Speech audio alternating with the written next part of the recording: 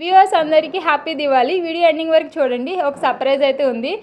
మా ఆఫీస్లో దివాళీ 3 రోజులు ముందుగానే వచ్చేసింది. ఎందుకంటే 3 రోజుల ముందు నుంచి హడావిడి చేస్తున్నారు. చాలా బాగా డెకరేషన్ చేశారు. 3 రోజుల ముందు నుంచి కష్టపడితే ఫైనలీ అవుట్పుట్ అయితే మా ఆఫీస్లో ఇలా ఉంది. అండ్ మా ఆఫీస్లో వాళ్ళందరికీ గిఫ్ట్స్ అయితే ఇవ్వలేదు, కానీ స్వీట్ బాక్స్ ఇచ్చారు.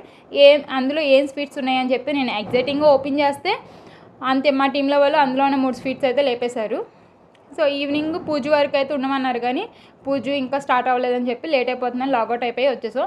జూబ్లీ హిల్స్లో మేము వచ్చే ఏరియాలో ఇలా సెలబ్రేట్ చేస్తారు. బట్ ఇక్కడ ఇంట్లో మనుషులు ఉంటారో కూడా ఎవరికీ తెలియదు.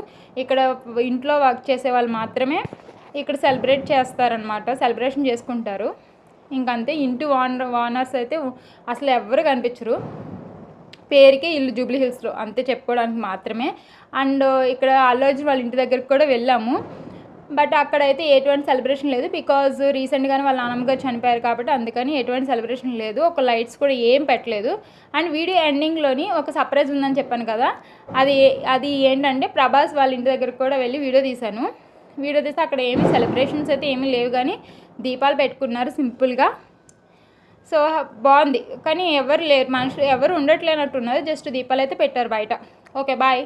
అందరూ జాగ్రత్తగా దివాళీని ఎంజాయ్ చేయండి. Bye, take care.